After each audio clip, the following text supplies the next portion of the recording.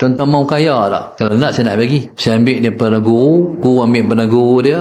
Tuan baca suratul Kautsar 1000 kali.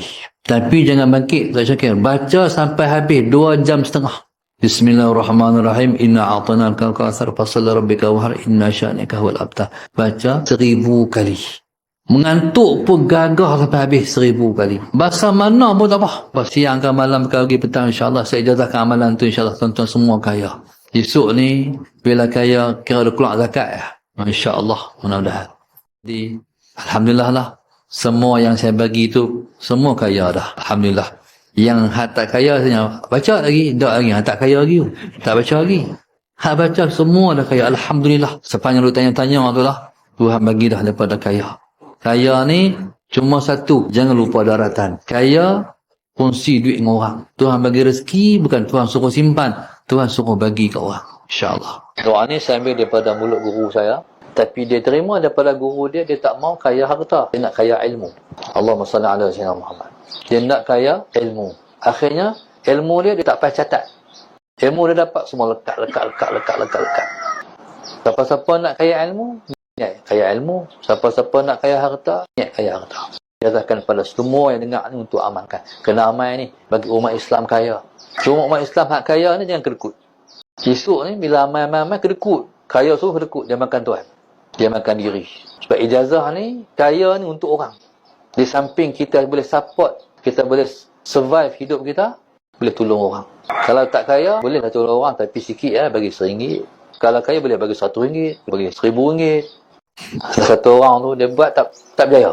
Buat mengantuk 1000 kali. Puas kan nak buat. Tapi dia cerdik.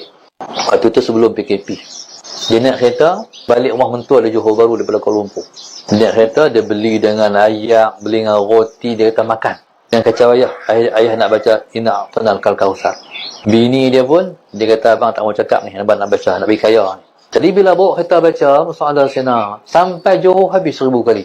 Saya dengar cerita dia dah kaya. Musa Sina Muhammad. Qala wa iyyaka wa tam'a fa innal faqra fa innahu al-faqrul hadir. Jadi orang yang tama ialah orang yang kaya, ialah orang yang pakaian sebenar-benar pakaian. Kalau kita tak minta ke orang, kita kaya. Minta ke orang, tu makna fakir. Orang yang tak minta ke orang, bermakna dia kaya jiwa. Tapi kalau orang tu nak lagi hadut ke orang, walaupun dia kaya dah, sebenarnya dia tak kaya pun, dia pakaian sebab nak lagi. Kalau kaya ni, cukup dengan apa yang ada. Walaupun kita tak ada apa pun, tapi kita cukup dengan apa yang ada. Tu kaya, sebenar-benar kaya. Qala wa salli salataka wa anta muwaddi'. Dan Nabi kita suruh kalau semayanglah orang yang mengucapkan selamat tinggal kepada dunia. Selagi kita akan mayang zuhur. Mungkinkah selagi kita mayang asar? Belum tentu. Itulah maknanya semayanglah semayang salatul muwaddi'. Selagi kita boleh semayang zuhur. Hai asar nak mayang kau selagi? Tak tahu lagi.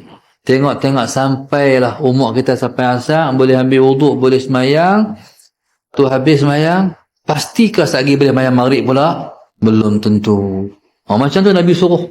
Bila kita semayang, kita tak tahu lagi boleh semayang, lagi boleh semayang ke tak. Jadi bila angkat takbir semayang zuhur lagi, semayanglah semayang orang yang mengucapkan selamat tinggal kepada dunia.